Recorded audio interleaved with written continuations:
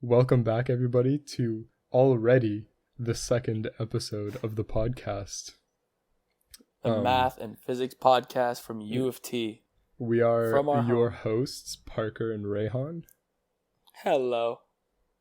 How's it going? Okay, so today, you probably already know from the title, ha ha ha, but we're going to be talking about... Did you just do a fake laugh?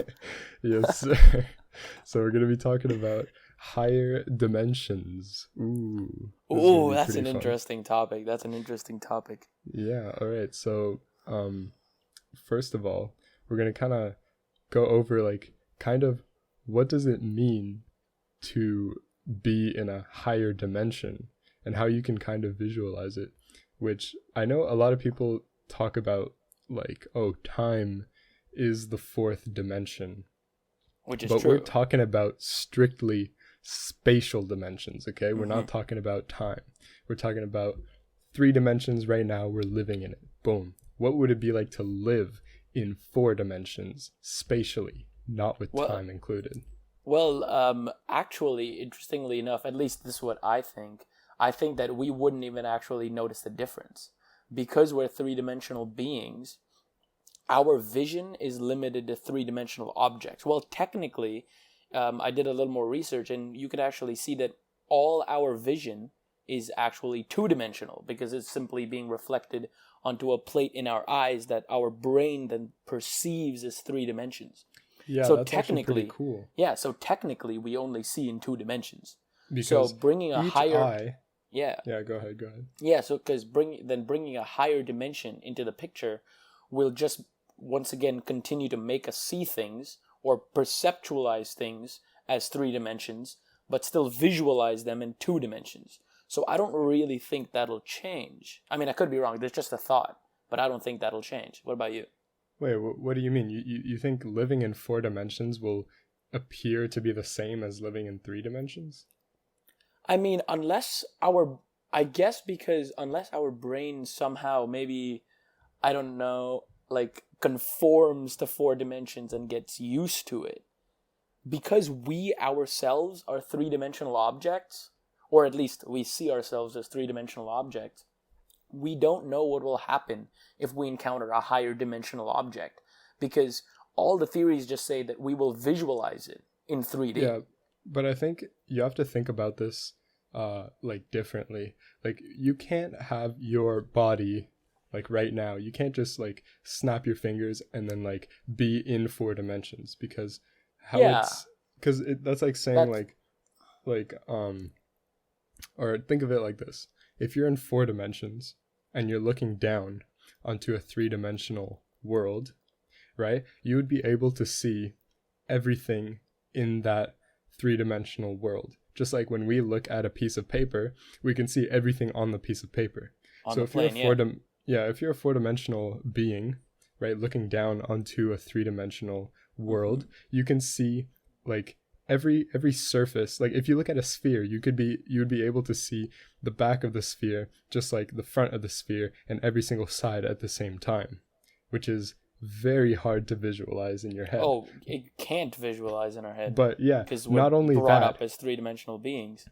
Yeah, not only that though, you wouldn't only be able to see every side of the sphere, you would be able to see every side of everything ever on the 3-dimensional world, which is completely mind-bending. And yeah, but then think about it this way, right? So there are theories like superstring theory or M theory or all those different string theories that posit 26 and 10 and 11 dimensions. Right? Superstring theory, for example, has 10 dimensions, 9 of which are space. So, if let's say there is 9-dimensional space, so what this theory is saying is that we exist in a 9-dimensional space. Yeah. But we can't perceive those dimensions. So that is my only reason for why I attack the question by saying that we won't perceive anything different. Because if superstring theory is correct, which once again, very far from, but it could be, and we are truly living in this 9 or 10-dimensional space. Mathematically correct. I mean, it makes sense mathematically, not necessarily correct, but it kind of makes sense. It's not exactly what we experience on a day-to-day basis. It's kind of just you move forward, left, and up. Like, yeah, so that's why if this is true and we are really living in a higher dimensional world, yet we perceive everything as 3 dimensions, that's kind of all the proof we need for why any higher dimension, if we're in a higher dimensional world, which once again we already are, we would perceive it the same way. That's why I thought of it. But if string theory is not correct, and we are indeed in this 3-dimensional universe, and we were to transcend somehow into a 4-dimensional one, then yeah, the 4-dimensional beings will definitely look at us very differently, I'll tell you that. I mean, of course, it would be nothing like a 3-dimensional world. Like, yeah, that's we true. would Yes. we would go into the 4th dimension and just like we would just die of like overexposure to like everything. I guess if, once again, as I said, if higher dimensions, and we're not living in a higher dimensional universe, then yeah, then I think we probably would see a 4-dimensional universe very differently. And I mean, there could be one. That's the cool thing. There could be a higher dimensional universe that we are stuck in, or like our universe is a subset or something. But yeah, exactly. We can't really prove it, you know? Yeah, and that like, brings me to something pretty interesting. Oh, sorry. I'm just going to finish my thought real quick. Yeah, okay, go ahead. And just imagine if we are, as I said, like a subset of this bigger universe, and there is actually another direction of travel, but it's using, like, for example, if we are the unit vectors of another direction of travel, you know what I mean? Or something like that. Like, that would be pretty cool. Okay, sorry, now you can continue. Yeah, no, but what you said, like, our universe is a subset of, like, something bigger. Mm-hmm. That's kind of how I interpret, like, the multiverse theory whole situation. Like, if our universe was confined in, like, a bubble, like, let's say the universe is indeed finite, which, you know, we can assume all we want, but let's just say for now it is finite. And imagine a big bang, right? It starts as a singularity. And imagine now you have, like, let's say 100 singularities in 4 dimensions that are all packed into a singularity in 4 dimensions. And then as each of them, like, bang, they all expand, right, in their dimension, or in their space in 4 dimensions. And then you get, like, these bubbles, you know, in 4 dimensions, where each bubble is expanding and getting bigger and bigger. And they're each 3-dimensional spaces in 4 dimensions. And they can't interact with each other in 3 dimensions, because it's like having, right, non-intersecting parallel planes, right? Like, they can't really interact with each other, but they still coexist in the same 4-dimensional space. So that's kind of how I imagine, like, the multiverse theory. Wow, that's a really interesting way to see it. Yeah, like, and then instead of just different universes, just higher dimensions. That's a really cool way to see it. Yeah, and then basically you just imagine an infinite amount instead of just 100. You imagine an infinite amount that are just all coexisting and all expanding at the same time in 4 dimensions, right? And then you can go on forever and be like, oh, and then that is a subset of a 5-dimensional space, and on and on and on. And then wait, but that means that somewhere in our universe, or not really somewhere, where is the wrong word, but there is something or a subset of our universe that also exists, is what you're trying to say. By that logic. Subset of our universe? Because if we can go up, why can't we go down? So what if there's a subset of our universe with just 2 dimensions? Yeah, but the only issue with that is we are in 3 dimensions, so we can't really live in 2 dimensions, right? No. I completely understand. But I am saying, by your logic, if there are a bunch of 3-dimensional universes packed into a larger 4-dimensional one, there must be a bunch of 2-dimensional universes that make up this 3-dimensional universe, right? By that same logic. I'm not saying we can go there. I'm just saying it must exist. I think, like, going down in dimensions is a little bit harder to visualize, because all of this is hard to visualize. This entire discussion is hard to visualize. Yeah, but I know. If by your logic we can have higher dimensions, I don't know what's stopping us from having lower dimensions. So but technically, there could be. Yeah, there could Um, be, I mean, very hypothetical, but there could be a one-dimensional universe. yeah, and this is cool to think about. Um, let's say we were two-dimensional beings living in two Hmm. dimensions. We would be experiencing life in one dimension, That is right? true, yeah. With our eyes, like our Yeah. eyes would only see a line, right? Because Hmm.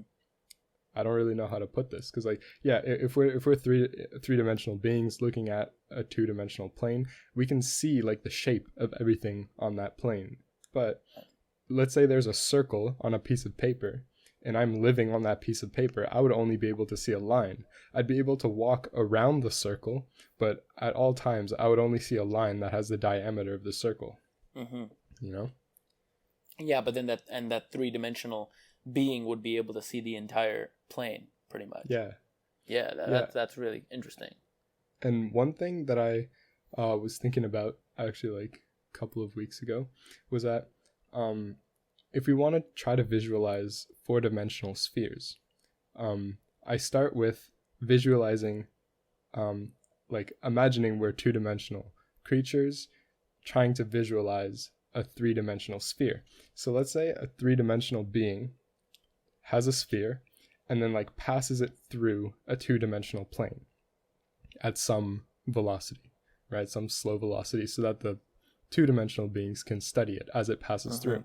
So what they would see is at first there would be nothing, and then as the sphere touches the surface, they would see a single point, and then that point expands and expands until it gets to, right, a circle with a radius of the sphere in 3 dimensions. And then as it passes the middle of the sphere, it starts decreasing in size all the way to a single point, and then it disappears, right? So if we take that analogy into 3 dimensions, if a 4-dimensional sphere were to be passed through our 3-dimensional world, we would see a single point, and then that point would expand into a 3-dimensional sphere slowly until it gets to the center of the 4-dimensional sphere, where we would only be able to see, right, a 3-dimensional sphere with the same radius as the 4-dimensional sphere. And then it would slowly decrease in size until it came to a point and then disappeared. So yeah. Yeah, that's actually a really interesting way. I'm actually visualizing right now as you were saying it. And yeah, that would pretty much be a 4-dimensional object in a 3-dimensional surface. And yeah, we would never be able to like actually see the whole thing, but we'd be able to see cross sections, right? 3-dimensional cross sections of the 4-dimensional sphere at a single point in time when it's passing through. And talking about like ways to visualize these objects. Now, this is not really a way to visualize it, but I heard Neil deGrasse Tyson once describing higher dimensional objects like so. What he said was, so a one-dimensional object, right, which is a line, is enclosed by 2 zero-dimensional objects, like 2 points. Now, a 2-dimensional object is enclosed by 4 one-dimensional objects, like 4 lines, like a square. Now, a 3-dimensional object is enclosed by 6 two-dimensional objects. Hold on, right? Hold like on. 6 faces. What about a triangle? No. Triangle only has. No, I understand that. This is just an analogy to try and understand like a sphere or a square no, sorry, not a sphere, just a square or a cube in higher dimensions. Cubes. Okay, yeah, keep going. yeah. So then the 3-dimensional object will be bounded or will have 6 2-dimensional objects, right? So like 6 surfaces. Yeah. Now, to go to a higher dimension, once again, not really visualizing it, but if you can just try to think about it, a 4-dimensional object will have 8 3-dimensional objects. That means each side of it will be a cube. Yeah. Which, once again, we can't really visualize, but it really kind of... at all. Yeah, I know, but it really kind of gives us a kind of an understanding of how hard it is to visualize higher dimensions. Yeah, I remember and there are, like video. all sorts of visualizations online that kind of like help to understand and see how it looks. Yeah, I saw a YouTube video where the guy was like, it's like a game in VR where there's just like a hypercube in front of you, and then you can like manipulate it and like spin it and look around, and it's like at first it doesn't make any sense because you know how it like if you spin the cube it like inverts itself, like you've seen that like, yeah. So Yeah. but the more you play around with it, the more you kind of like understand ish what it like looks like, kind of. But you can't really do it like just watching the video yourself. You'd actually have to go and play around with it. But yeah, you said it I know was it's really hard, as we said, to visualize all these things that we're talking about, because it's higher dimensions, you know, things we can't understand, things we're just theorizing right now. Yeah, I find it actually super interesting though, because I really hope one day there's gonna be like some crazy like VR program where you like plug it into your brain and then boom, you can like experience 4 dimensions. Like that would be sick. I mean, that would be incredibly amazing. Yeah, but very far into the future. We're not that far off, to be honest. Really, you really think so? I don't think we're that far off.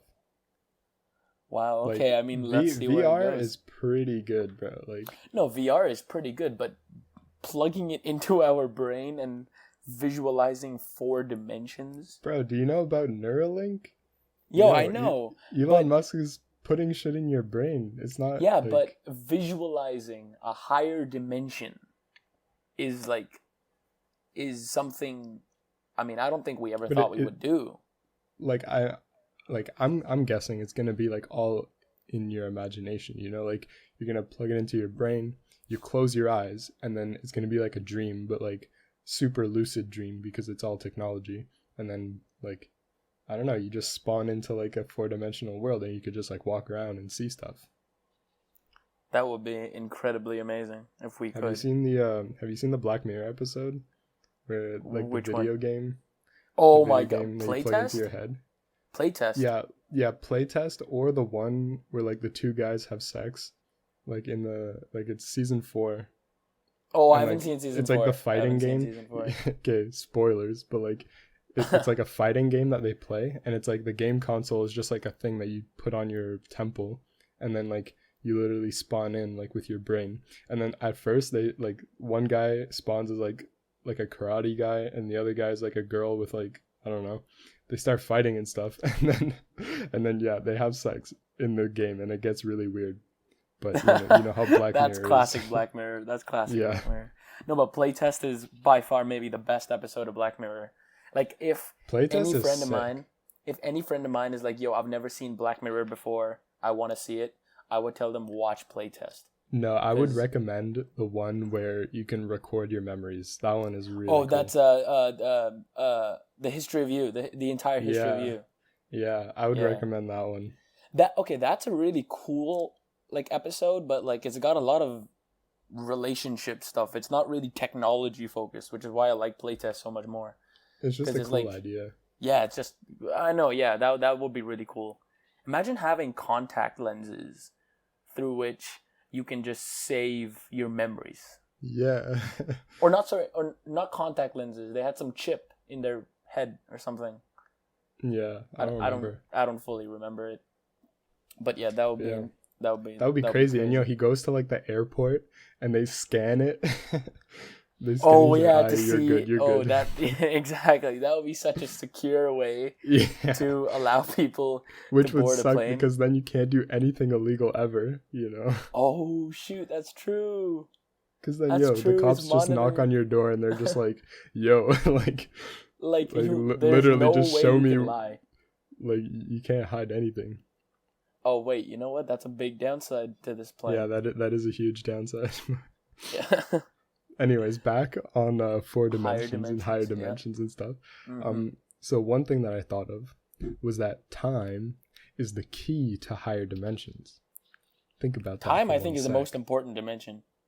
I was actually I'm not joking. I was thinking about it the other day when I'm like, you can always move forward, backward, left, right, up, down, but you can never move backwards in time. Like time is one thing that no matter where you are in the universe, it is always moving forward. So you think. Oh. Okay. Well, now we think come about into this. Think about this, okay? Okay. So our universe has guidelines, quote unquote guidelines, like the speed of light. and pi and e and stuff like that. And also that time only goes forward. Notice how, like, in special relativity, you learn that, yeah, time can slow down. Time can relatively, like, if you're in one frame, another guy's in another frame. For you, it's going slower. For him, it's going faster. But time can never go backwards. So that's also like a rule of our universe, is that time just always keeps going forward. But if we go to the four-dimensional multiverse, who knows what the rules are? No one can tell you. You certainly will never know, and I will never know what the rules can actually be. Like, what if in one universe, like, the faster you go, it's like, instead of being 1 over x at 0, it's x cubed, right? So, like, it goes to 0 and then goes negative instead of going to infinity. Like, did you understand that? Like, yeah, I got it. But yeah, it's just exactly a little hard to really wrap your head around. Yeah. Because time can't really be, well, it can, because we don't really know. But once again, a physical dimension, because once again, if you've seen Interstellar, they actually talked about time being a physical dimension where you can just, like, climb up and down and you can go forward and backward in time. But the problem with that is it doesn't really follow with the universe's laws. Like, for example, Stephen Hawking made this thing called the chronology protection conjecture, which pretty much gives a reasoning for why you can't go back in time, because it disrupts the entire universe's flow. Because it's causality, right? That's really the main thing in question when you're questioning the entire, can we go back in time? Because if you go back in time, then cause and effect don't really work the same way, because then the effect is the cause, which kind of puts you in a paradox. And that's why there are all these different paradoxes. Right, think about this, okay?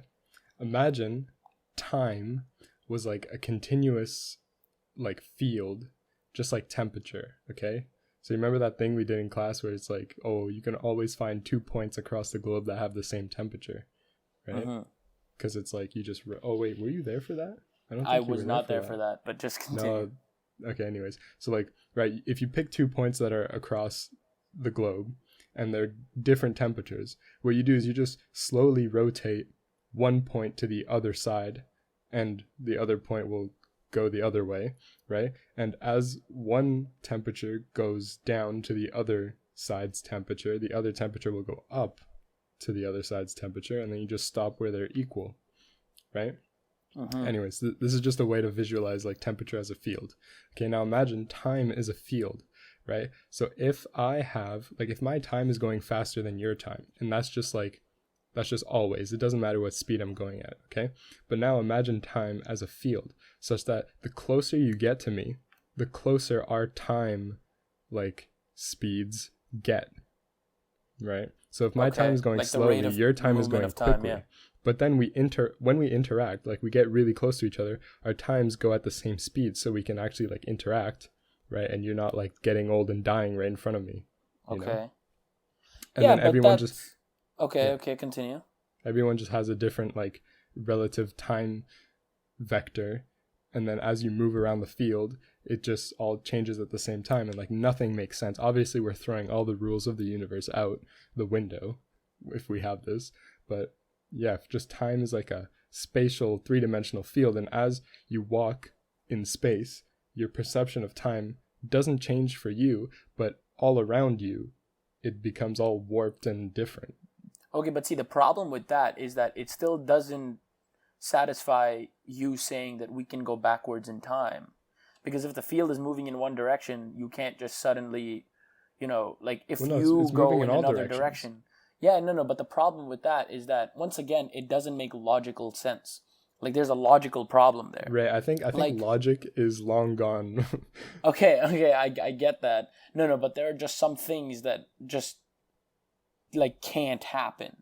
Like, for example, you can't go all the way back into like, for example, what if you go back to a time when matter didn't exist? How would you exist? Where's the cause? How is the effect produced without the cause? Like that entire logic there. Like I know, it's just a thought. It's a hypothetical, and it's cool. It's cool to think you're about. Trying to apply the idea to our lives right now when like it just doesn't make any sense whatsoever. I guess so. Yeah, exactly. Like, it doesn't make sense in a universe that starts. It's still at questionable 1 point. though. Like you can still question a theory. Yeah. It's so like it's still, as I said, questionable, but it's not even a theory. It's just an idea. Yeah, really. Just an idea. Yeah, I guess just an idea, but it's still that the entire notion of going backwards in time. And that being the most important dimension, which I agree with, by the way. Like going backward in time, like that entire idea, just, as I said, doesn't make logical sense. Still may be possible, who knows what's possible in this universe. Yeah. But doesn't really make logical sense. Here's a cool idea. We should probably save this question for a different podcast, but who or what period of time, if you had one choice, what period of time in history would you go back to live the rest of your life in? Wow, anyways, we'll save that for a different podcast. Yeah, that's a big question. That's some thought into there. Yeah, definitely. So yeah, as I was saying earlier, time is the key to higher dimensions, right? I agree. So without time, like if we're static, we wouldn't be able to. Well, obviously we wouldn't be able to live, but the only way for us to really understand higher dimensions is through time and to see how higher dimensional objects interact with our lower dimensional world. Just like the two-dimensional analogy type deal. Yeah, that was a good analogy, kind of making us, once again, trying to make us visualize higher dimensions. Yeah, so I think today's been good. We've pretty much spoken a lot about how higher dimensions work, if they're possible, how we can perceive them. And I think we've got some good points in. Yeah, this was a cool discussion. Yeah, Enjoyed I agree. it a lot. I agree. So for future episodes, hold up. We got big news. Okay, let's hear it. We have some special guests coming on. We're super excited for that. We're not going to reveal who it is, but, coming soon. There are guests involved, is all we can say for now. Yeah. And there's some pretty good ones. Hope you guys like them, yeah. Yeah, hope you guys are as excited as we are, which, it's gonna be awesome. We're going to ask some cool questions, get some nice information back, maybe learn something new. Who knows? Absolutely. I will tell you this, though. The host that's coming on Saturday, the interviewee that we called on Saturday is actually related, I'll just give you a small hint, to finding the Higgs boson of one of the very important fundamental particles in our universe. So, I actually can't wait for that. Yeah, episode. I know it's going to be extremely exciting. Extremely exciting. Yeah, so I think that wraps it up for today. Yeah, thank you guys so much for listening. Almost 30 minutes. Yep. Right. So I guess that's everything. That's everything. Signing out. I'm Ray. Thanks for tuning in. I'm Parker, and we'll see you guys on the next episode. See you soon. Peace. Bye-bye.